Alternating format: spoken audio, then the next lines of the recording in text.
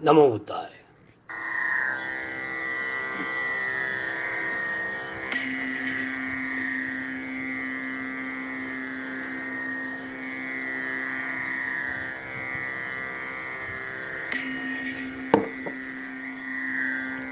भगवान बुद्ध आणि त्यांचा धम्म. लेखक डॉक्टर भीमराव रामजी आंबेडकर. मराठी वाचन डॉक्टर सच्चिदानंद लेकर. भगवान बुद्ध आणि त्यांचा विषाद योग.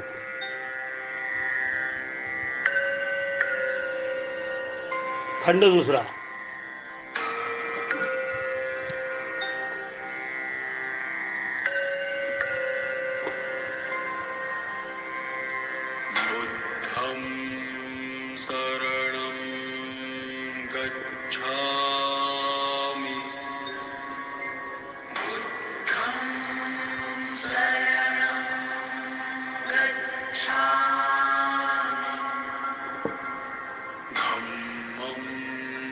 शरणं गच्छामि.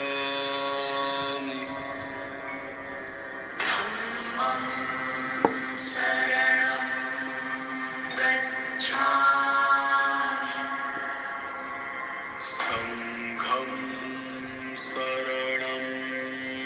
गच्छामि.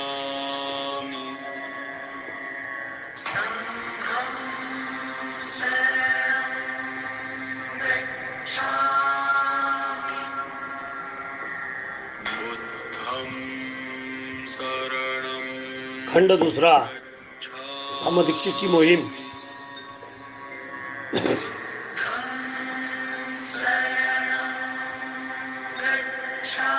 भाग पहिला. भगवान बुद्ध व त्याच्या विषाद योग. भाग दुसरा. परिवाजकांची धम्मदीक्षा. भाग तिसरा. उच्चकुलीन व प्रतिष्ठित व्यक्तींची धम्मदीक्षा. भाग चौथा. धम्मभूमीचे आव्हान. भाग पाचवा. धम्मदीक्षेची मोहिमेत पुन्हा सुरुवात. भाग सहावा. निम्नस्तरावरील व्यक्तींची धम्मदीक्षा. भाग सातवा. स्त्रियांची धम्मदीक्षा. भाग आठवा. पतित आणि गुन्हेगार यांची धम्मदीक्षा.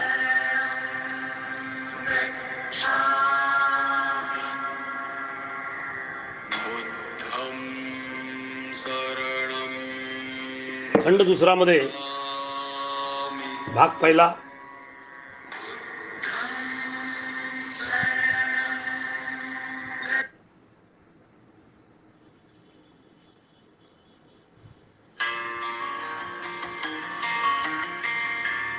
भाग पहिला. भगवान बुद्ध आणि त्यांचा विषाद योग.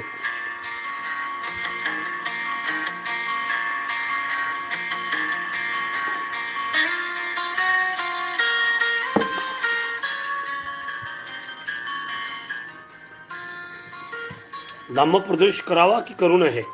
तर्क वितर्क. ध्यान प्राप्ती घेतल्यावर आपल्या धम्म मार्गाची रूपरेखा निश्चित केल्यावर भगवान बुद्धांच्या मनात एक प्रश्न उभा राहिला. दुसऱ्या लोकांना आपल्या धम्माचा उपदेश करावा की स्वतःच्या कल्याणातच आपले उर्वरित जीवन व्यतीत करावे. त्यांनी विचार केला, नव्या तत्वज्ञानाचा मला लाभ झाला आहे हे खरे, परंतु सामान्य माणसाला हे तत्व समजणे, त्याचे अनुसरण करणे कठीण आहे. बुद्धिमान लोकांना देखील हे सहजासहजी कळणारे नाही. ईश्वर आणि आत्मा यांच्या गुंतागुंतीतून स्वतःची सुटका करून घेणे कठीण आहे. धार्मिक विधी आणि समारंभ यांच्यावरील श्रद्धेचा त्याग करून त्यापासून मुक्त होणे माणसाला कठीण आहे. माणसाला ब्राह्मणी कर्मवादापासून स्वतःची मुक्तता करून घेणे कठीण आहे.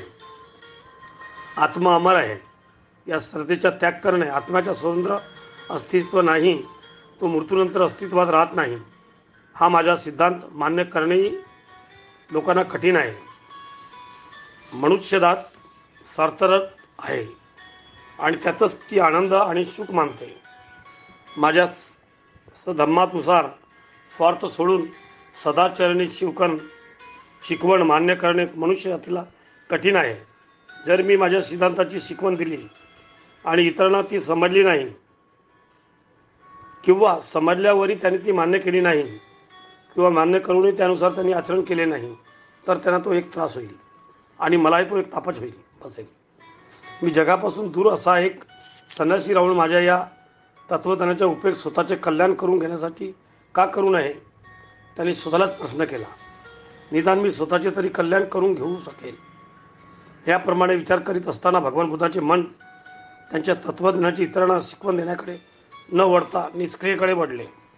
भगवान बुद्धाच्या मनात काय विचार चालले आहेत हे जाणून ब्रह्मा सहपती कल्पना विचार करू लागला. खरोखर जगाचा नाश होणार आहे. जर सम्यक सद्बुद्ध तथागताचे मन निष्क्रियेकडे वळले व आपल्या धम्माची शिकवण इतरांना न देण्याची त्यांना संकल्प केला तर या जगावर खरोखर विनाश ओढवेल.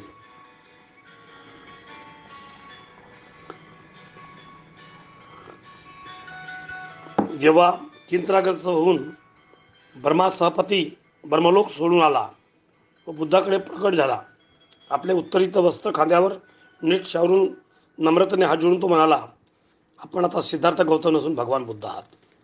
आपण समक सद्बुद्ध आहात. आपण तथागत आहात. आपण जगाला अंधकारातून मुक्त करणारे कसे नाकारू शकता. समार्गापासून चुकत असलेला मानव जातीचे रक्षण करण्याच्या कार्यापासून आपण कसे विमुख होऊ शकता. असे पुष्कळ प्राणी आहेत जे फार दुःखी आहेत. त्यांना आपला सदधर्म ऐकाव्यास न मिळाल्यामुळे त्यांनी फार हानी होईल. ब्रह्मसंमती पुढे म्हणाला, भगवंत जाणतच आहे की प्राचीन काळापासून मदमवासियांचे अनेक दोषांनी भरलेला एक अशुद्ध धर्म प्रचलित आहे. आपल्या अविनाशी धम्माचे दार त्यांच्यासाठी भगवत खुले करणार नाहीत काय.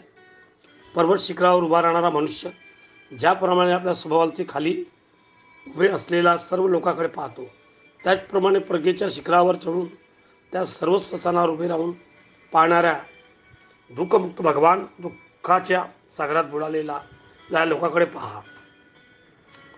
जन्मऋणातून मुक्त झालेले हे विजयी वीरा, हे स्वार्थवाह, हे अजय, उठा, जगामध्ये विचरण करा, त्याच्याकडे पाठ फिरू नका. हे भगवंत देव आणि मानव यांच्यावर करुणाबुद्धीने त्यांना आपल्या सहधर्माची शिकवण द्यावी.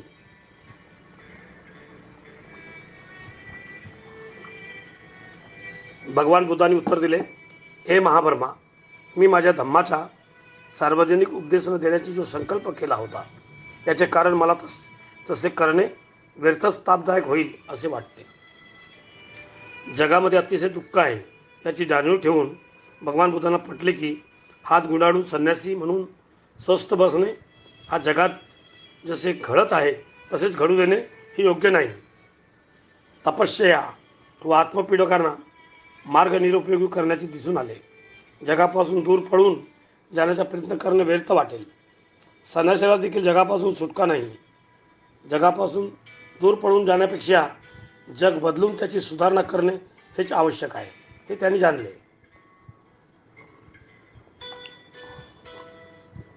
भगवान बुद्धांनी याची आठवण झाली की त्यांना संसाराचा त्याग त्यासाठी केला होता की जगात एवढा संघर्ष आहे की त्यापासून जगात दुःख व दैन्य निर्माण झाले आहे आणि त्यावर त्यांना कोणताच उपाय सापडला नव्हता. जर आपल्या धम्मप्रचाराने जगातील दुःख आणि दैन्य दूर करता आले तर केवळ निष्क्रियतेचा पुतळा बनून स्वस्थ न बसता संसारात पुन्हा जाऊन त्याची सेवा करणे हे आपले कर्तव्य आहे हे त्यांनी ओळखले.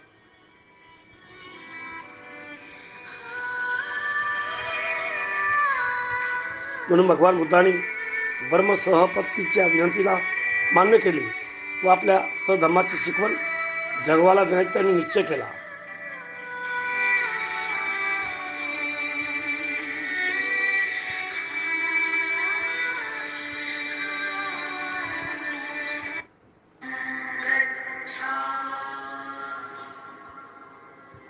धम्मं शरणं गच्छामि.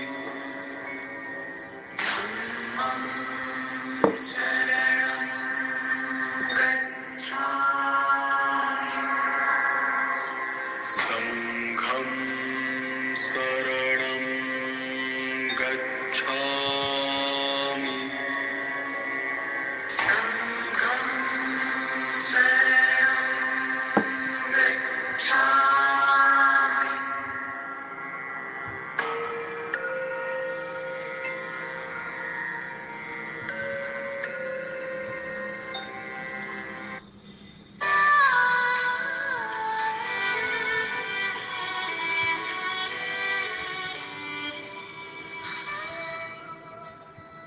भर्म सहपती सुवार्ता जाहीर करतो.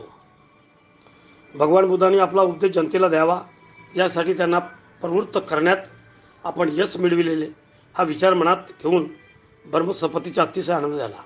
त्याने भगवान बुद्धाला वंदन केले. त्यांनी प्रदक्षिणा घातली आणि निघून गेले. परत जाताना तो घोषणा करू लागला, ही शुभवार्ता ऐकून आनंदी व्हा. जगातील सर्व दुःखाचे व पापाचे मूळ भगवान बुद्धांनी शोधून काढले आहे. त्यातून बाहेर पडण्याचा मार्गही त्यांना सापडला आहे. हे जे दुःखी व कष्टी आहेत अशा जीवांना भगवान बुद्ध संतोष देईल. युद्ध पीडितांनाही ते शांती देतील.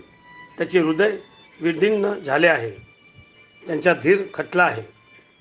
त्यांना ते धीर देतील ते पद्धलीत आहेत आणि जे अन्यायाखाली चिरगडले गेलेत त्यांच्यात ते आशा आणि विश्वास निर्माण करतील.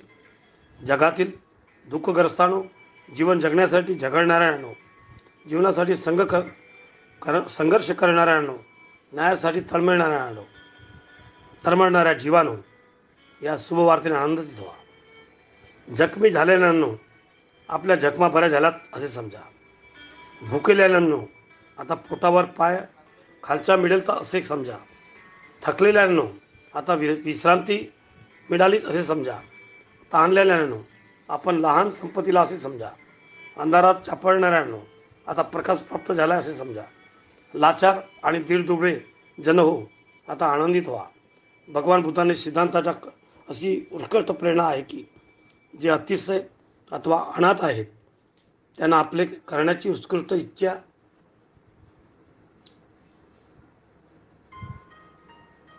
निर्माण होते.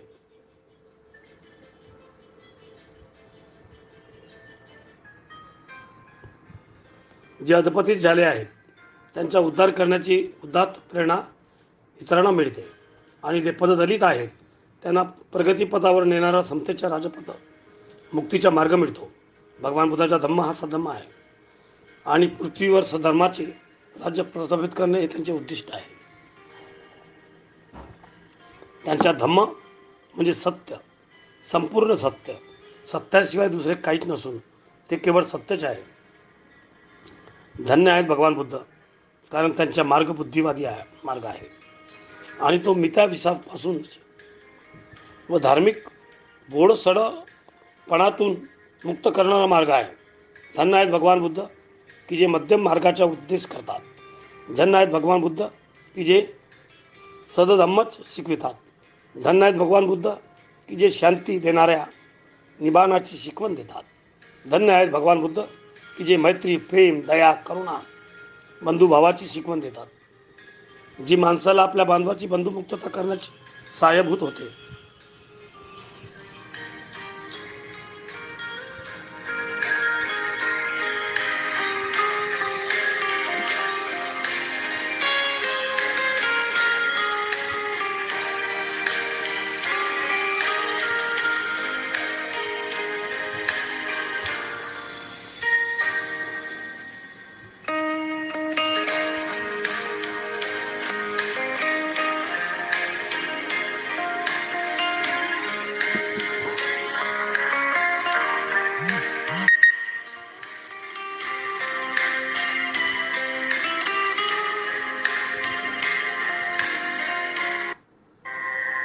बुद्धं शरणं गच्छामि.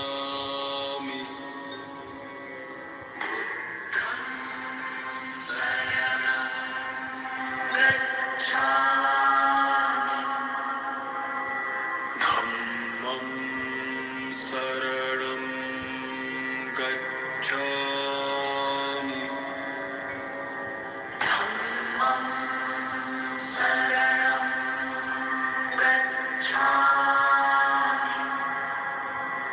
संघं शरणं गच्छामि.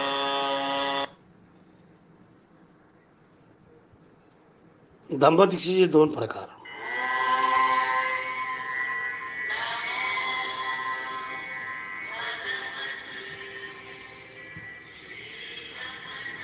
भगवान बुद्धाच्या धम्मदीक्षेच्या योजनेचे धम्मदीक्षेचे दोन अर्थ आहेत.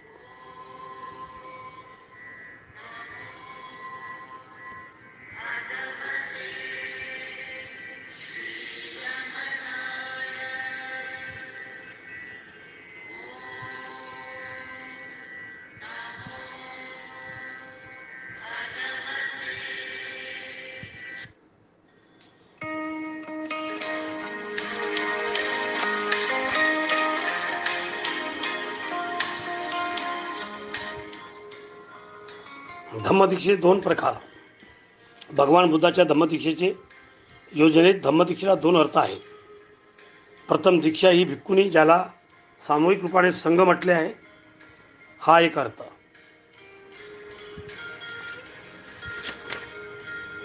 दुसरा दीक्षा उपासकांना दीक्षा होय, म्हणजे गृहस्थ बुद्धाची, हा दुसरा अर्थ होय. भिक्खू आणि उपासक ज्यांच्या जीवनमार्गात मुख्य भेद चार बाबीवर आहे. एक, उपासक हा गृहस्थ राहतो. भिक्खू हा गुरुहीन विचारण करणारा परिवाजक बनतो. उपासक आणि भिक्खू या दोघांनाही काही नियमाचे पालन करावे लागले.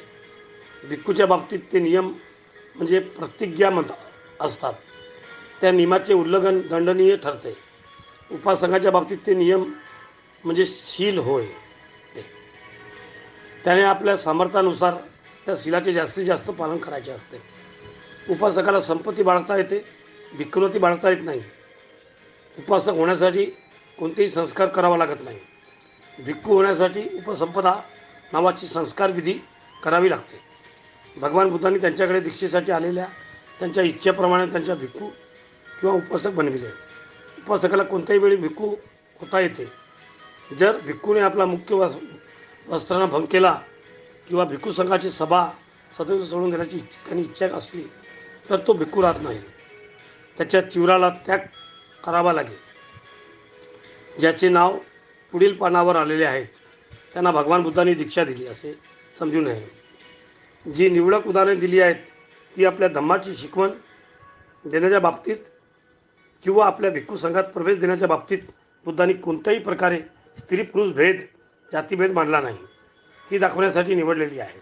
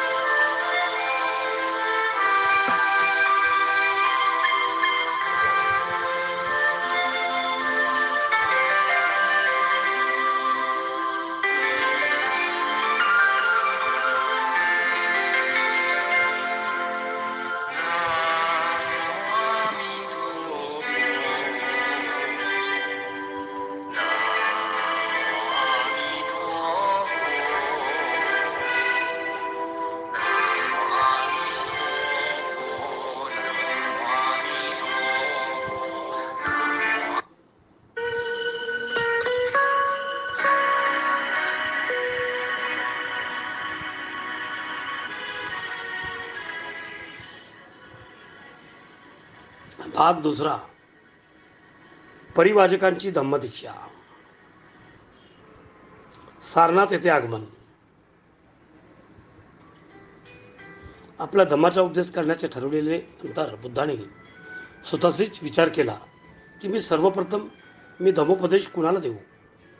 त्यांना आलाकारांची आठवण झाली. बुद्धाच्या मते तो विद्वान, शहाणा, बुद्धिमान, बराच शुद्धचरणी होता. त्यालाच मी प्रथम धम्मोपदेश दिला तर, परंतु आलामकराम मरण पावल्याची त्यांनी समजले. नंतर त्यांनी उदक रामपुताला आपला धम्मोपदेश देण्याचा विचार केला, परंतु तोही मरण पावलेला होता. त्यानंतर त्यांनी आपल्या जुन्या 5 सुट्ट्यांना विचार केला. निरंजना नदीच्या काठी त्याने कठीण तपस्या चालवली असताना ते त्याच्याबरोबर होते व त्यांनी तपस्येचा त्याग केल्यामुळे रागावून ते त्यांना सोडून गेले होते. ते स्वतःशीच म्हणाले, त्यांना माझ्यापाशी पुष्कळ केले, त्यांनी माझी सेवा केली, त्यांनी माझी पुष्कळ काळजी घेतली, मग मी त्यांनाच माझ्या धम्माचा उपदेश प्रथम दिला तर काय हरकत आहे. त्यांनी त्यांच्या ठावठिकाणाची चौकशी केली. तेव्हा त्यांना समजले की जे सारनाथला इसिपतनच्या मेघदायन वनात राहत आहेत. तेव्हा ते त्यांच्या शोधात तिकडे निघाले. त्यात 5 जणांनी ते बुद्ध येत असल्याचे पाहिले. तेव्हा त्यांना स्वागत करायचे की नाही त्यांनी आपसात ठरविले. त्यापैकी एक जण म्हणाला, मित्रांनो, हा श्रमण गौतम येत आहे. तपस्येचा मार्ग सोडून देऊन हा समृद्धीच्या आणि चैनीच्या जीवनाकडे वळला होता. त्याने पाप केले आहे म्हणून आपण त्यांना स्वागत करता कामा नये, त्याला मान देण्यासाठी उभे राहता कामा नये किंवा त्याचे भिक्षापात्र आणि चिवर आपण आपल्या हाती घेता कामा नये आणि त्याच्यासाठी फक्त एक आसन बाजूला ठेवून देऊ. त्याची इच्छा असतात तो तिथे बसेल. सर्वांनी हे मान्य केले.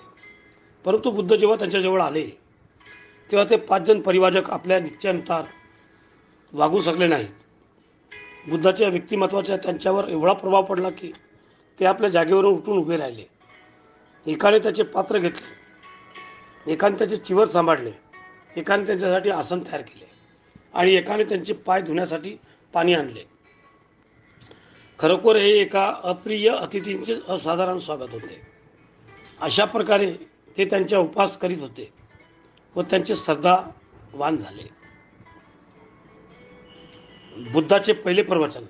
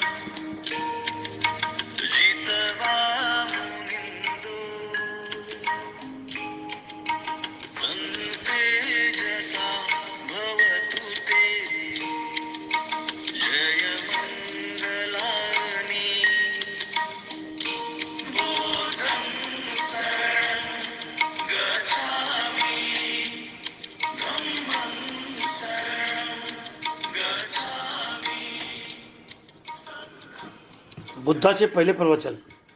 धम्मचक्र परिवर्तन. परस्परांना अभिवादन करून कुशल मंगल विचारल्यावर त्या 5 परिवचकांनी भगवान बुद्धाला विचारले, तपस्येवर तुमचे अजून विश्वास आहे काय? बुद्धाने नकारात्मक उत्तर दिले. भगवान बुद्ध म्हणाले, जीवनात ती अत्यंतिक असे 2 टोक आहेत, 2 काट आहेत. एकच सुखभोगाचे जीवन आणि दुसरे आत्मक्लेशाचे. एक म्हणतो खा प्या मजा करा कारण उद्या आपला मरणारच आहोत. दुसरा म्हणतो सर्व वासना मारून टाका कारण त्या पुनर्जन्माचे मूळ आहेत. हे दोन्ही मार्ग माणसाला न सोमण्यासारखे आहेत म्हणून त्यांनी ते नाकारले.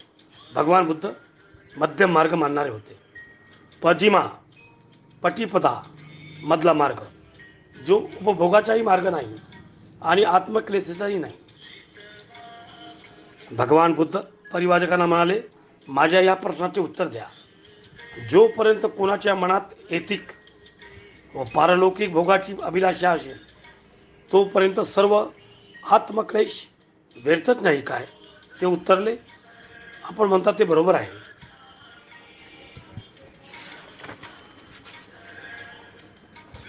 जर तुम्ही आत्मक्लेशाच्या मार्गाने आणि कामाग्री शांत करू शकत नसाल तर आत्मक्लेशाचे दरिद्री जीवन जगूनही आपण स्वतःला मी पणापासून कसे काय मुक्त करू शकाल?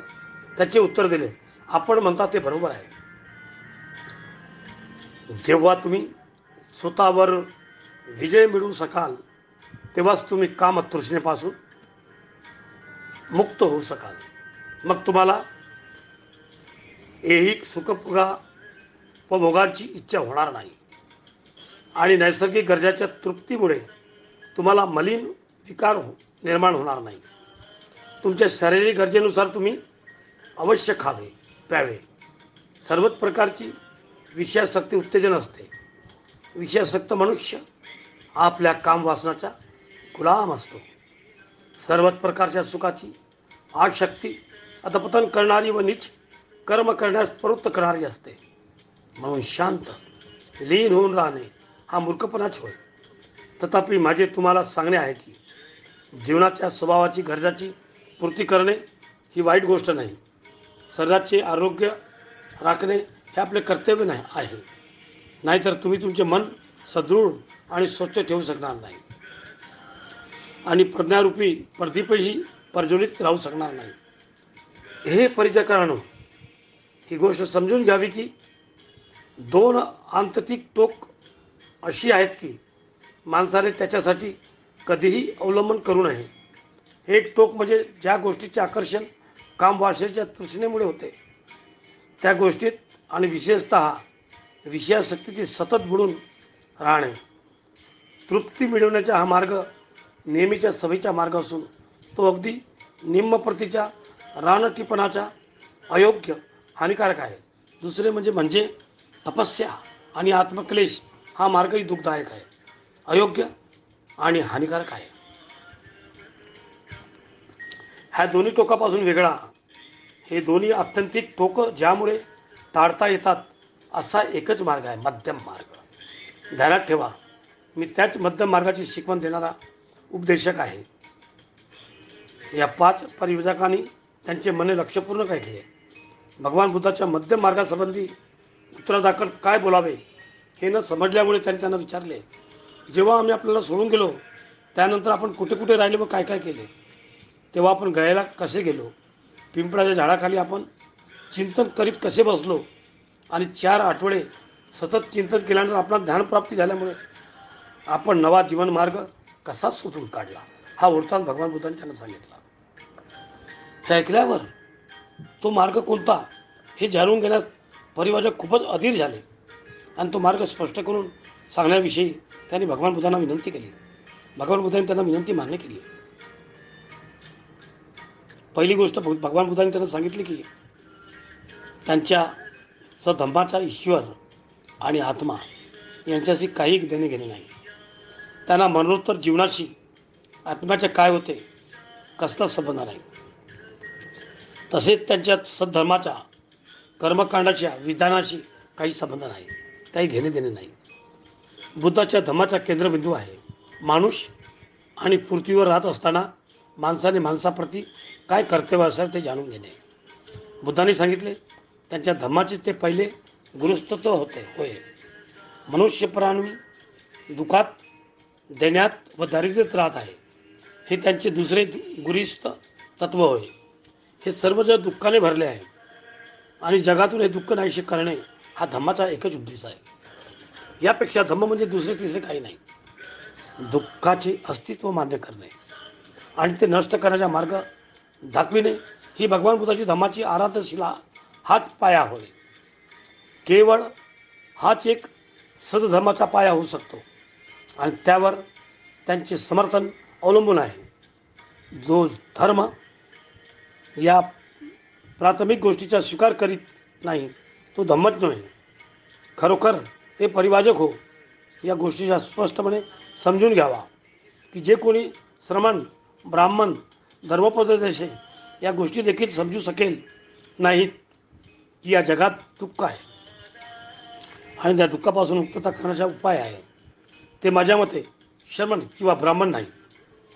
त्यांना या जीवनात धम्माचा खराखुरा अर्थ काय आहे हे त्या स्वतःलाच श्रेष्ठ मानणाऱ्यांना समजलं नाही. नंतर परिव्राजकांनी भगवान बुद्धांना विचारले, दुःखाचे अस्तित्व मान्य करणे आणि दुःख नाहीसे करणे हाच जर आपल्या धम्माचा पाया आहे तर आपण धम्म दुःख कसे नाहीसे करता ते सांगा. भगवान बुद्धांना त्यांनी सांगितले, या धम्मानुसार प्रत्येकाने पावित्र्याचा मार्ग अनुसरला, सदाचरणाचा मार्ग अनुसरला, शील मार्गाचा अवलंबन केला तर त्यामुळे या दुःखाचा निरोध होईल. त्यांनी सांगितले असाच धम्माचा आविष्कार आपण केलेला आहे.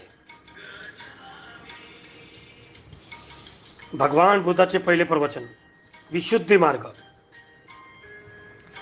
परिव्राजकांनी नंतर भगवान बुद्धांना आपला धम्म समजून सांगण्याची विनंती केली. भगवान बुद्धांनी त्यांना विनंती आनंदाने मान्य केली. त्यांनी पहिल्या प्रथम त्यांना विशुद्धीचा मार्ग समजावून सांगितला. त्यांनी परिवारकांना सांगितले, ज्याला चांगला मनुष्य होण्याची इच्छा आहे त्यांनी जीवनात काही तत्वे जीवनाचा मापदंड म्हणून स्वीकारली पाहिजेत. ती विशुद्धी मार्गाची शिकवण आहे. माझ्या विशुद्धी मार्गावर चांगल्या जीवनाचे 5 तत्व आहेत. कोणत्याही प्राण्याची हिंसा करणे हा व त्यांना इजा न करणे, चोरी न करणे अर्थात दुसऱ्याच्या मालकीची वस्तू स्वतःसाठी न घेणे. तिसरा व्यभिचार न करणे. चौथा असत्य न बोलणे. मादक पदार्थाचा ग्रहण करणे.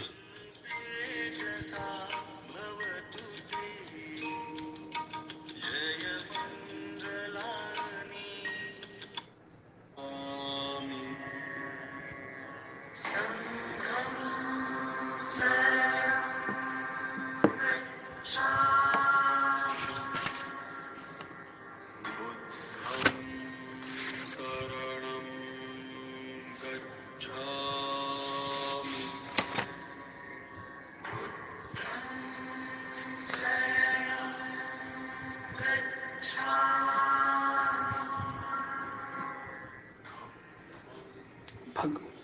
माझे असे म्हणणे आहे की प्रत्येक माणसाचे 5 तत्वे 5 शील मान्य करणे अत्यंत आवश्यक आहे. कारण प्रत्येक मनुष्याकरता जीवनाचा मापदंड असला पाहिजे की ज्याच्यामुळे तो आपल्या चांगल्या अथवा वाईट वर्तणुकीचे मोजमाप करू शकेल. आणि माझ्या शिकवणीप्रमाणे हे 5 तत्व किंवा शील माणसाच्या चांगल्या किंवा वाईट कृतीच्या मोजमाप करणारे मापदंड आहेत. जगात सर्व पतित सुमार्गातून घसरलेले लोक असतात, परंतु पतिताचे 2 वर्ग असतात. त्यांच्यासमोर काही आदर्श मापदंड आहेत. असे पतित आणि ज्यांच्यासमोर कोणाचाच आदर्श नाही असे पतित. ज्यांच्यासमोर कोणाचाच आदर्श नाही अशा पतिताला तो पतित झाला तरी आपले पतित झालो आहोत हेच कळत नाही. त्यामुळे तो नेहमी पतित राहिला. उलट त्यांच्यासमोर एखादा आदर्श आहे असा पतित आपल्या पतितावस्थेत वर येण्यासाठी प्रयत्न करीत असतो का? त्याचे उत्तर असे आहे की आपण पतित झालो आहोत हे त्याला माहीत असते. मनुष्याचे जीवन नियमित करण्यासाठी त्याच्यासमोर एखादा आदर्श असणे आणि कोणताच आदर्श नसणे त्याच्यातील हा फरक आहे. महत्त्वाची गोष्ट माणसाला अधपत ही नसून त्या अवस्थेतून मुक्त होण्याचा आदर्श भाव हीच आहे. परिवाजकांनो, तुम्ही विचार करू शकता या 5 शीलांना जीवनाचा मापदंड करून स्वीकार का करावे? या प्रश्नाचे उत्तर तुम्हाला स्वतःलाच पडेल. जर तुम्ही स्वतःलाच असे प्रश्न केलात की जी तत्वे व्यक्तीच्या हितासाठी आहेत काय आणि सोबतच ती सामाजिक हित साधणारी आहेत काय, जर या दोन्ही प्रश्नाचे उत्तर तुम्ही होकारात्मक असतील तर त्या सरळ सरळ निष्कर्ष असा निघेल की माझ्या विशुद्धी मार्गाचे ही 5 तत्वे होय. जीवनाचे खरे आदर्श म्हणून मान्यता मिळण्यास योग्य आहे आणि ज्या जीवनाच्या खराखुरा मापदंड ठरलेच पाहिजे.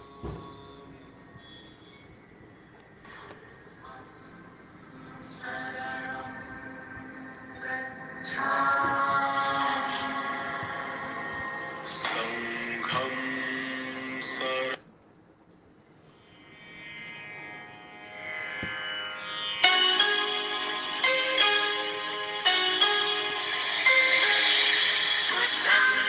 शरणं गच्छामि.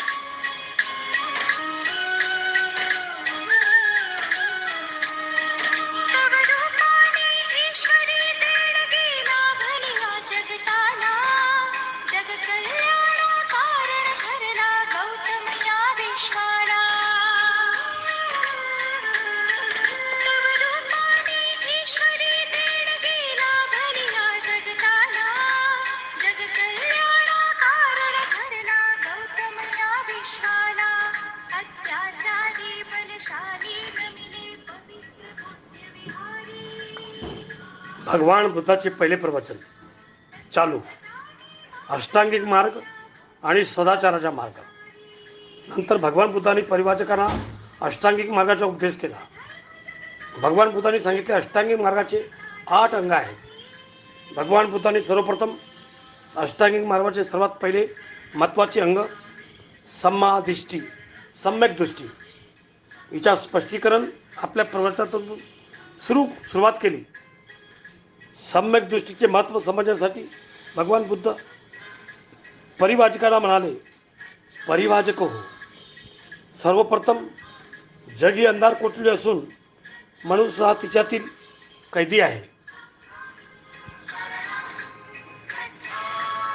हे तुमच्या लक्षात आले पाहिजे. ही अंधार कोठडी गडद अंधाराने भरलेली आहे. अंधार इतका आहे की कैद्याला काही दिसत नाही. कैद्याला आपण कैदी आहोत हे दिसत नाही. दीर्घकाळ अंधार कोठडीच्या या अंधारात राहिल्यामुळे मनुष्य एकदम आंधळा होऊन गेलेला आहे. इतकेच नाही तर त्याला प्रकाश म्हणतात अशी एखादी वस्तू अस्तित्वात असू शकते याबद्दल त्यांना शंका वाटते. मन हे एक असे साधन आहे की ज्यामुळे मनुष्याला प्रकाश मिळू शकतो. तथापि या अंधार कोठडीतील कैद्यांना मनाची देखील अशी अवस्था नाही की हा उद्देश पूर्ण होऊ शकेल. त्यांचे डोके केवळ थोडासा प्रकाश आत येऊ देते. केवळ एवढाच की त्यांना दृष्टी असल्यामुळे ते बघू शकतील. ते अंधारासाठी कोणतीही तरी एक वस्तू अस्तित्वात आहे. अशा प्रकारे त्यांनी आकलन शक्ती स्वभावतः शोधच असते. परंतु परिवाचकांनो, या कैद्यांची स्थिती जितकी दिसते तितकी निराशाजनक नाही हे लक्षात ठेवा. कारण माणसाचा एक बळ आहे, एक शक्ती आहे, जिला संकल्प शक्ती किंवा इच्छाशक्ती म्हणतात. जेव्हा योग्य हेतू किंवा आदर्श निर्माण होतात तेव्हा या इच्छाशक्तीचा जागृत करता येते व तिला क्रियाशील करता येते. माणसाला जर एवढ्यासाठी प्रकाश मिळाला की तो पाहू शकेल की त्याने आपल्या इच्छाशक्तीला कोणत्या दिशेने गतिमान करायला पाहिजे. जर माणूस आपल्या इच्छाशक्तीचे अशा प्रकारे संचालन करू शकतो की ती त्यांच्या बंधनमुक्त करू शकते. अशा प्रकारे मनुष्य जरी बंधनात असला तरी तो स्वतंत्र होऊ शकतो आणि स्वातंत्र्याकडे नेणारे पहिले पाऊल टाकण्यास तो कोणत्याही क्षणी सुरुवात करू शकेल. हे यामुळे की ज्या कोणत्याही दिशेने आपल्याला मनात नेण्याची आपली इच्छा असेल त्या दिशेने आपण त्यास नेऊ शकतो. मन हेच आपल्या जीवनाच्या कारागृहात बंदिवान करीत असते आणि तेच आपल्याला तेथे दाबून ठेवते. पण मन जी गोष्ट निर्माण करते तिला ते नष्टही करू शकते. मन आपल्या कृतीस नष्ट भ्रष्ट देखील करू शकते. जर मनाने माणसाला बंधनात टाकले असेल तर मन योग्य दिशेने वळण्यास त्याला ते बंधनमुक्तही करू शकते. सम्यक दृष्टी, समादृष्टी.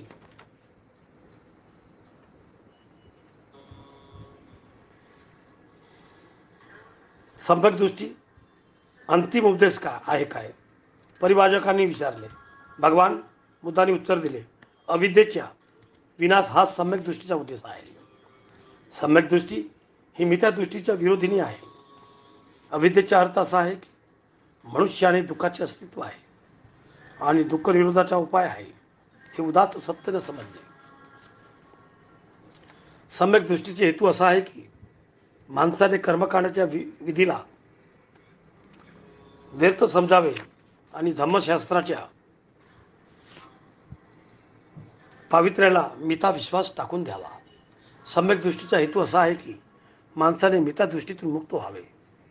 निसर्ग नियमानुसार कोणतीही गोष्ट होऊ शकते. ही गोष्ट माणसाने मानता कामा नये.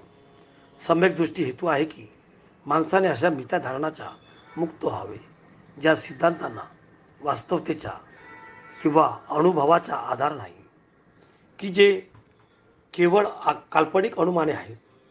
सम्यक दृष्टीचा हेतू असा आहे की माणसाने मन स्वतंत्र आणि विचार स्वतंत्र असते आवश्यक आहे. प्रत्येक माणसाला काही आशा, आकांक्षा, महत्वाकांक्षा असतात. अशी ध्येय, आकांक्षा आणि महत्वाकांक्षा ही उदात आणि प्रसन्नही असावीत, ती क्षुद्र आणि अयोग्य नसावीत. हा सम्यक संकल्प आहे, सम्मा संकल्प आशय आहे. सम्यक वाणी याचा अर्थ असा आहे की माणसाने जे सत्य असेल तेच बोलावे, असत्य बोलू नये. माणसाने दुसऱ्याविषयी वाईट बोलू नये. माणसाने दुसऱ्याची निंदा नालास्यची व खोट्या गोष्टी करण्यापासून परावृत्त व्हावे. माणसाने कोणत्याही लोकाविषयी रागाची किंवा शिवीगाळीची भाषा वापरू नये. माणसाने सर्वांशी विनम्रपणे व सौजन्याने बोलावे. माणसाने अर्थहीन मूर्खापणाची बडबड करू नये. त्याचे बोलणे समंजसपणाचे, हेतुपूर्वक व मुद्देसूद असावे.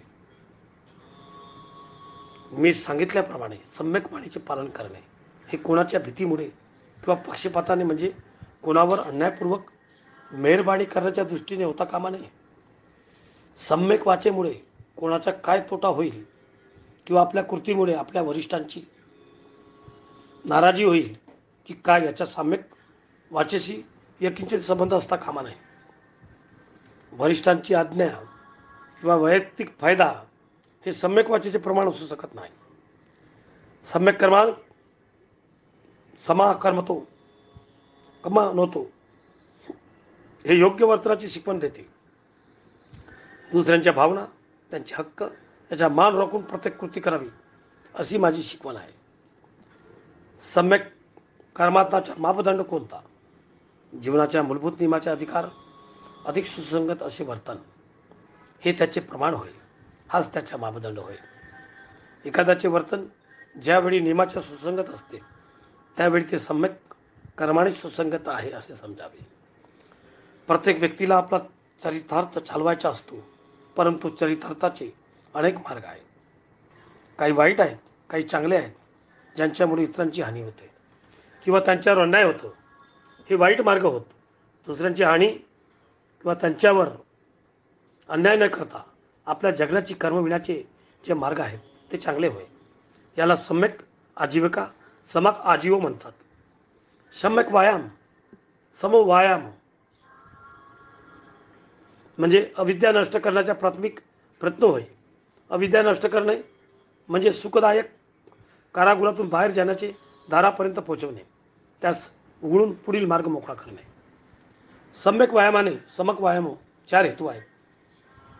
अष्टांगिक मार्गाची विरोधी अशा चित्त प्रवृत्तीचे प्रतिरोध करणे हा एक त्याचा हेतू आहे.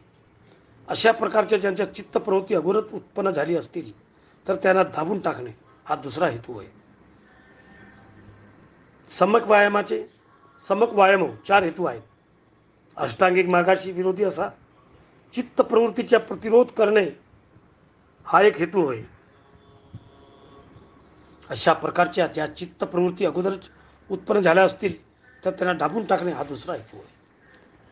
अष्टांगिक मार्गाच्या आवश्यक अशा चित्त प्रवृत्तीची उत्पन्न करण्यास माणसाला सहाय्य करणे हा तिसरा हेतू आहे.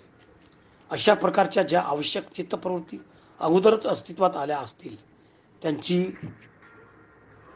वाढ आणि विकार करणे हा चौथा हेतू आहे. सम्यक स्मृतीला संभासती हेतू म्हणजे गोष्टीवर लक्ष राहू देणे असा आहे. ही मनाची सतत जागृतता होय. मनात जे अकुशल विचार येतात त्यांच्यावर पहारा ठेवणे याचेच समासक्ती हे दुसरे नाव आहे. परिभाषक हो, सम्यक दृष्टी, सम्यक संकल्प, सम्यक वाचा, सम्यक कर्मात, सम्यक आजीविका, सम्यक व्यायाम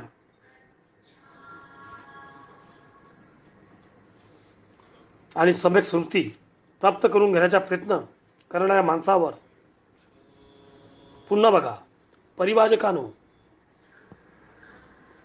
सम्यक दृष्टी, सम्यक संकल्प, सम्यक वाचा, सम्यक कर्मांत, सम्यक आजीविका, सम्यक व्यायाम आणि सम्यक स्मृती प्राप्त करून घेण्याचा प्रयत्न करणाऱ्या माणसाच्या मार्गावर 5 अडथळे बंधने असतात.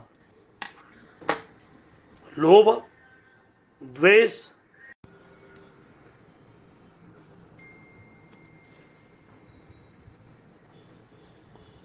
भगवान बुद्ध, त्या धम्म. मित्रांनो, कधी कधी तांत्रिक बिघाडामुळे कधी कधी तुटणं पण होऊन जातो आणि सतत 46 मिनिटं बोलल्यानंतर 46 मिनिट त्याच्यावर परिणाम पडतो, म्हणून दुसरी वस्तुस्थिती बनवा लागते. तर ऐकूया पुढचं. परिवाजकांनो, सम्यक दृष्टी, सम्यक संकल्प, सम्यक वाचा, सम्यक कर्मांग,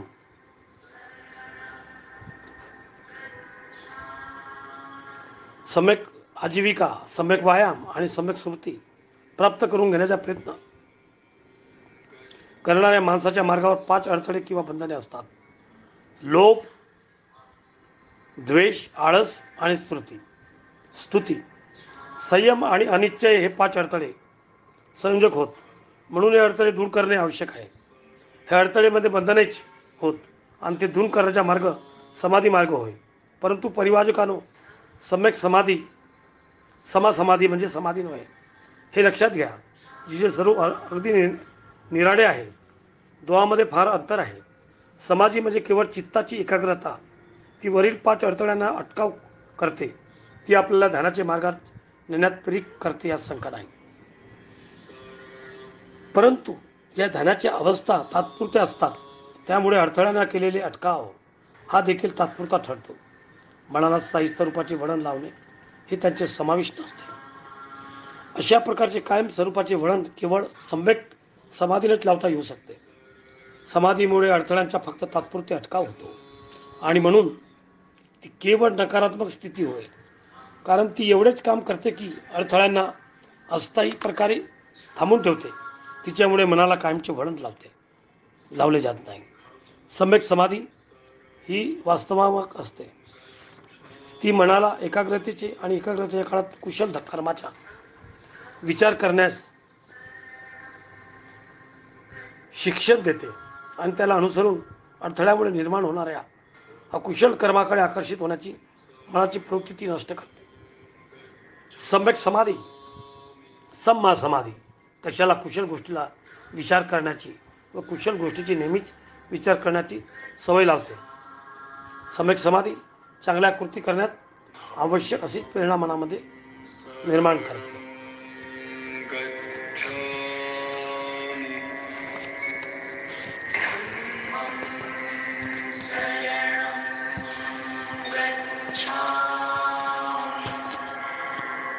संघं शरणं गच्छामि.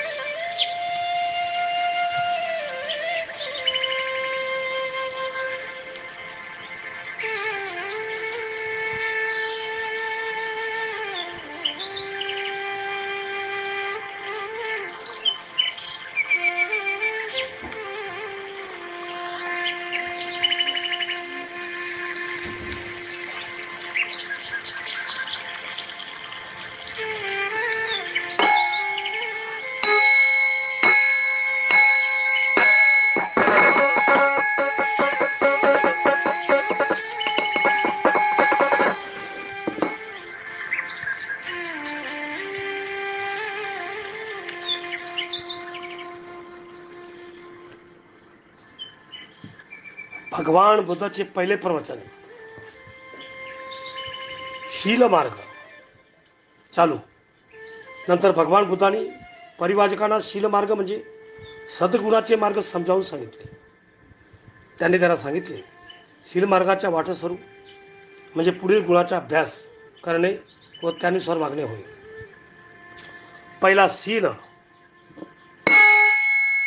दुसरा दान, तिसरा उपेक्षा, चौथा अनासक्ती नेकर्म, पाचवा वीर्य, सहावा सहनशीलता, सातवा सत्य, आठवा अधिष्ठान आणि नववा करुणा आणि दहावा मैत्री.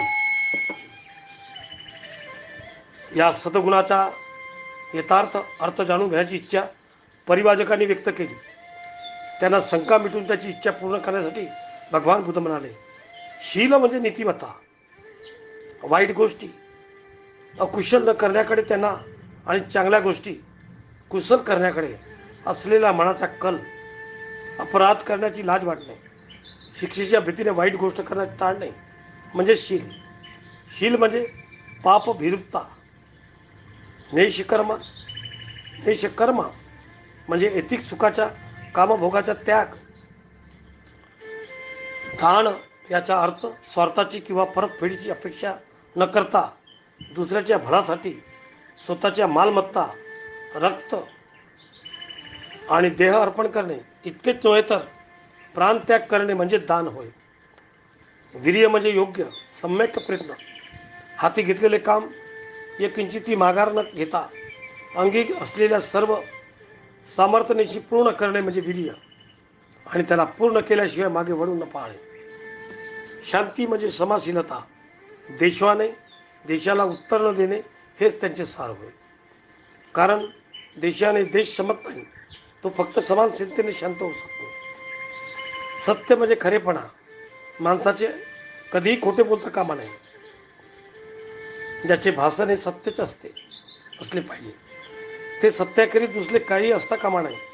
अधिष्ठान म्हणजे सर्व ध्येय गाठण्याचा दृढ निश्चय. करुणा म्हणजे सर्व माणसाविषयी प्रेमपूर्वक दयाशीलता. मैत्री म्हणजे सर्व प्राण्याविषयी बंधुभाव बाळगणे. मित्राविषयीची नव्हे तर शत्रूविषयीची तर देखील. मनुष्य प्राण्याविषयी नव्हे तर सर्व प्राणी मात्राविषयी बंधुभाव बाळगणे. उपेक्षा म्हणजे उदासीनतेतून निराळी अशी अलिप्तता, अनासक्ती, आवड किंवा नावड नसलेली ती एक मनाची स्थिती होय. ही दुसऱ्याच्या सुख दुःखाविषयी निरपेक्ष भाव ठेवण्यापेक्षा वेगळी गोष्ट आहे. ही चित्ताची अशी अवस्था आहे की ज्यात प्रिय अप्रिय काहीच नसते. फळ काही हो, फळप्राप्तीचे विचलित न होणे, परंतु निरपेक्षतेचे सतत प्रयत्न करीत राहणे म्हणजेच उपेक्षा. आपल्या कृतीनुसार प्रत्येकाने या सद्गुणाचा अभ्यास आणि त्याचे पालन केले पाहिजे. म्हणूनच त्यांना पारमिता, पूर्णत्वाची अवस्था असे म्हणतात. भगवान बुद्धाने पहिले प्रवचन पूर्ण. भगवान बुद्धांनी आपला धम्म आणि त्यातील विशेष समजावून सांगितल्यावर परिवाजकांना विचारले,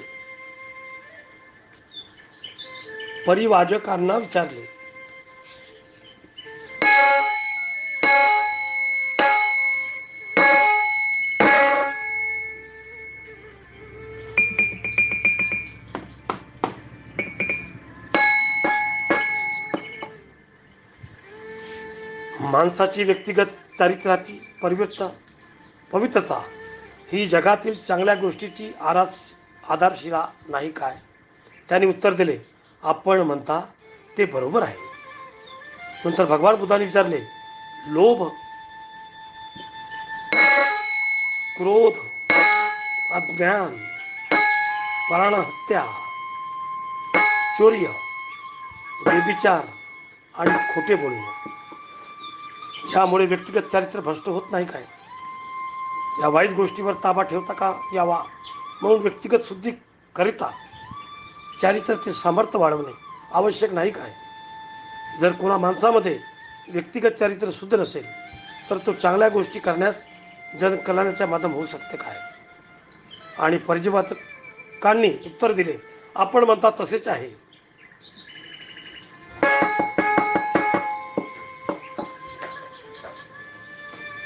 आणखी असे की माणसाच्या दुसऱ्या आपला गुलाम बनविण्यात किंवा त्यांच्यावर सत्ता गाजविण्यात संकोच का वाटत नाही. माणूस दुसऱ्याच्या जीवनातील सुख दुःखातून उदासीन का असतो. माणसे एकमेकाशी सदाचरणाने वागत नाही, ते त्यांचे कारण नव्हे काय. आणि परिवाजक उत्तरले, होय तसेच आहे. जर प्रत्येकाचे अष्टांग मार्गाच्या सम्यक दृष्टी, सम्यक संकल्प, सम्यक वाचा, सम्यक आजीविका, सम्यक कर्मांग, सम्यक व्यायाम, सम्यक सृष्टी, सम्यक समाधिकाचा थोडक्यात सदाचरणाच्या मार्गाने अवलंबन केला तर एक मनुष्य दुसऱ्या माणसावर करीत असलेला अन्याय, अमानुषपणा दूर होण्यास नाही काय. त्यावर ते म्हणाले, होय तसेच आहे. शील किंवा सद्गुणाचा मार्ग उल्लेख करून बुद्धांनी विचारले, गरजू आणि गरीब लोकांना दुःख नाहीसे करण्यासाठी, दरिद्री लोकांचे दरिद्र दूर करण्यासाठी, सर्व लोकांना कल्याण करण्यासाठी दान आवश्यक नाही काय. जे जे दारिद्र्य दुःख आहे ते लक्ष पुरवून ते दूर करण्याच्या कृतीची आवश्यकता आहे काय, नाही काय. निस्वार्थपणे करावयाच्या कार्यासाठी निष्काम भावनेची आवश्यकता नाही काय. वैयक्तिक लाभ होत नसताना तरी सतत प्रयत्नशील करण्याच्या उपेक्षा आवश्यक नाही काय. माणसावर प्रेम करणे आवश्यक नाही काय. आणि ते सर्व परिवाजक म्हणाले, होय. यांच्याशी एक पाऊल पुढे जाऊन मी म्हणालो, केवळ प्रेम करणे पुरेसे नाही. खरी आवश्यकता ती मैत्रीची, ती प्रेमापेक्षा जास्त व्यापक आहे. मैत्री भाव केवळ माणसाविषयी नव्हे तर सर्व प्राणी मात्राविषयी बंधुभाव वाटणे हा मैत्रीचा व्यर्थ अर्थ आहे. ती मानवापुरती मर्यादित नाही. अशा प्रकारची मैत्री आवश्यक नाही काय. आपले मन निपक्षपाती, मोकळे, प्रत्येकावर प्रेम करणारे आणि कुणालाही द्वेष न करणारे असे असावे. आपणाला स्वतःला जो आनंद हवा असतो तोच आनंद सर्व प्राणी मात्रांना मैत्रीखेरीज दुसऱ्याला कशाला मिळू शकेल काय. हे सर्व म्हणाले, होय तसेच आहे. परंतु या सर्व सद्गुणाच्या आचरणावर प्रज्ञेची म्हणजे निर्मळ बुद्धीची जोड दिली पाहिजे. बुद्धाने विचारले, प्रज्ञा आवश्यक नाही काय. परिवाजकांनी काहीच उत्तर दिले नाही. आपल्या प्रश्नाचे उत्तर देणे त्यांना भाग पाडण्यासाठी बुद्ध म्हणाले, चांगला माणूस आपण त्यालाच म्हणू शकतो जो दुष्कर्म करणार नाही, वाईट गोष्टीचा विचार सुद्धा करणार नाही, उपजीवेसाठी कुमार्गाचे अवलंबन करणार नाही. आणि जे वाईट आहे किंवा दुसऱ्याचे दुःख देणारे आहे असे काही तो बोलणार नाही, कारण हे चांगल्या माणसाचे अंगाचे गुण होईल. परिवाजक म्हणाले, होय ते बरोबर आहे. परंतु ते सत्कर्म करणारे जे आंधळेपणाने करणे हे उचित आहे काय. भगवान बुद्धाने विचारले आणि म्हणाले, मी म्हणालो नाही हे पुरेसे नाही. भगवान बुद्ध परिवाजकात पुढे म्हणाले, हेच जर पुरेसे असते तर ताने मुलं नेहमीच चांगले आचरण करीत असतो असे म्हणावे लागेल. कारण तान्या मुलांच्या शरीर म्हणजे काय हे कळत नसते. पाय झाडण्याखाली ते आपल्या शरीराचे दुसरे कोणतेही कृत्य करू शकत नाही. बोलणे म्हणजे काय त्यांना कळत नाही. त्या अर्थी रडण्यापलीकडे, त्यांना ओरडण्यापलीकडे अधिक वाईट असे काहीच बोलू देऊ शकत नाही. विचार म्हणजे काय हे सुद्धा त्याला कळत नाही. ते फक्त आनंदाने किंचिकाळ्या मारू शकते. उपजीविका म्हणजे काय हे त्यांना कळत नाही. त्या अर्थी त्याने एखाद्या वाईट तऱ्हेने जीविका करण्याचा प्रश्न उद्भवत नाही. आईचे स्तन चोखण्यापलीकडे जगण्याचा दुसरा कोणताही मार्ग ते अवलंबून शकणार नाही. म्हणून सद्गुणाचा मार्ग प्रज्ञेच्या कसोटीला उतरला पाहिजे. या वास्तव समाज आणि बुद्धी हेच प्रज्ञेचे दुसरे नाव आहे. प्रज्ञा, पारमिता ही इतकी महत्वाची आवश्यक आहे का आहे. याचे दुसरे एक कारण आहे दान आवश्यक. परंतु प्रज्ञेशिवाय दिलेल्या दानाचे दुष्परिणाम होऊ शकतो. करुणेची आवश्यकता आहे. परंतु प्रज्ञेशिवाय करुणेचा परिणाम वाईट गोष्टीला आधार देण्यात होण्याचा संभव नसतो. पारमितेची प्रत्येक कृती ही प्रज्ञा पारमितेच्या कसोटीला उतरली पाहिजे. शहाणपण ही प्रज्ञापारमितेचे दुसरे नाव आहे. माझे म्हणणे असे आहे की अकुशल कर्म कोणत्या आणि कसे घडू शकते येते याचे ज्ञान जाणीव माणसाला असणे आवश्यक आहे. त्याचप्रमाणे कुशल कर्म कोणते आणि ते कसे घडून येते याचे ज्ञान जाणीव माणसाला असणे आवश्यक आहे. त्याप्रमाणे अकुशल कर्म कोणते, कुशल कर्म कोणते याचे देखील ज्ञान आणि जाणीव असली पाहिजे. अशा ज्ञानाशिवाय कृती चांगली असून खऱ्या चांगुलपणाची सद्भावना त्यात असू शकणार नाही. म्हणूनच मी म्हणतो प्रज्ञा हा एक आवश्यक असा सद्गुण आहे. नंतर परिवाचकांना पुढील प्रमाणे आदेश देऊन भगवान बुद्धांनी आपले प्रवचन संपविले. माझा धम्म निराशावादी आहे असे तुम्हाला म्हणण्याचे संभव आहे, कारण तो दुःखाच्या अस्तित्वाकडे मानव जातीचे लक्ष वेधितो. माझ्या धम्माविषयीचा हा असा दृष्टिकोन चुकीचा ठरेल. माझा धम्म दुःखाचे अस्तित्व मान्य करतो यात शंका नाही, परंतु दुःखाचे निरसन करण्यात वरही तो तेवढाच जोर देतो. हे विसरू नका. माझ्या धम्मामध्ये दोन गोष्टी आहेत. मानवी जीवनाचा उद्देश आहे आणि त्यात असे संदेश देखील आहे. माझ्या धम्माचा हेतू अविद्या नष्ट करणे हा आहे, ज्याचा अर्थ असा आहे की दुःखाचे अस्तित्व आहे हे न समजणे या अज्ञानाचा नाश होईल. त्यात आशेचा संदेश देखील आहे, कारण मानवी दुःखाचा अंत करण्याचा मार्ग तो दाखवतो. तुम्हाला ते म्हणणे मान्य आहे की नाही? आणि परिवाचक म्हणाले, होय, आम्हाला मान्य आहे.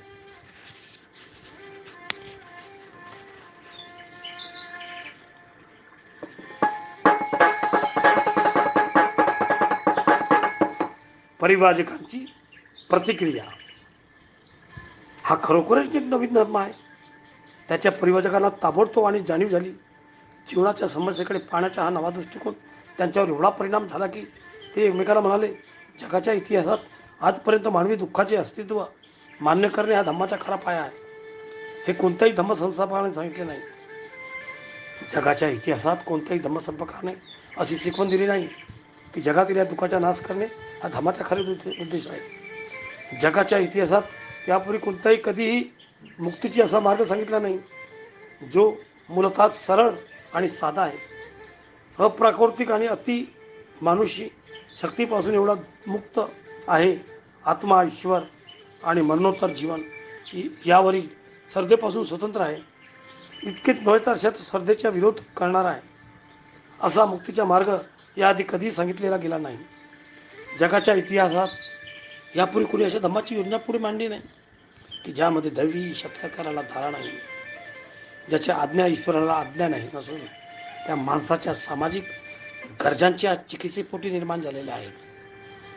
जगाच्या इतिहासात यापूर्वी कोणीही काही मोक्ष या शब्दाचा अर्थ केला नाही की ते स्वयंप्रज्ञाने सदाचाराने वागून याच जन्माच्या आणि याच पृथ्वीवरील राहून प्राप्त करायचे असते. भगवान बुद्धाच्या नव्या सधर्माचे प्रवचन ऐकल्यावर परिवाचकांनी असेच प्रकारच्या भावना व्यक्त केल्या. ज्यांना असे वाटलं की भगवान बुद्धांच्या रूपाने त्यांना असा जीवन सुधारक लाभला आहे की ज्याच्या रोम रोम अणुअणू धम्माच्या भावनेत प्रेरित आहे, ओतप्रोत आहे आणि आपल्या काळातील बौद्धिक धर्माच्या सुप्रसिद्ध तज्ञ आहे. तो एका नव्या विचाराच्या प्रेरणेत आहे, ज्यात मौलिकता आहे. हे आपले विचार त्या काळाच्या तत्वविरोधी प्रवृत्तीच्या जाणीव असून बुद्धिपुरस्पर पुढे मांडण्याचा त्यांचा अर्थ आहे, ध्येय आहे. आणि त्या मुक्तीला येथेच या जीवनात आत्मसाधना आत्मसमयाद्वारे प्राप्त केले जाऊ शकते.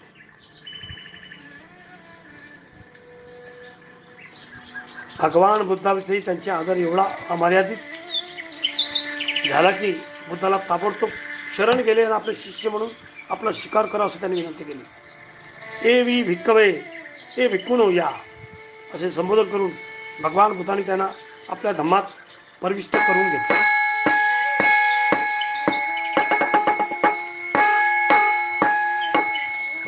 पंचवर्गीय भिक्खू म्हणून ते प्रसिद्ध झाले. अशा प्रकारे मित्रांनो,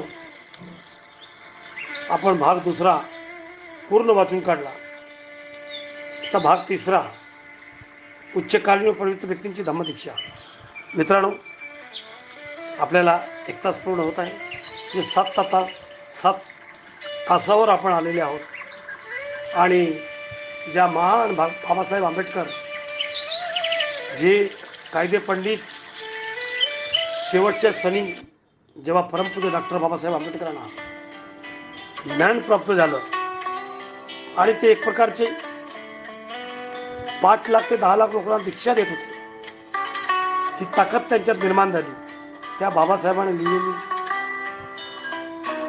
ही बुद्ध आणि धम्म पुस्तक आहे आणि ते मी दीक्षाभूमीच्या जवळ या पावसाच्या वातावरणामध्ये आज दिनांक 15 जून, चांगल्या दिवशी, प्रत्येक चांगला दिवस असतो. माणसाचा मन चांगला असला की दिवस चांगला असतो. माणसाचा मूड चांगला असला तर तो मूड चांगला असतो. बुद्ध धम्मा हा उसासारखा गोड आहे. सुरुवाती गोड आहे आणि शेवट पण गोड आहे. नमो बुद्धाय.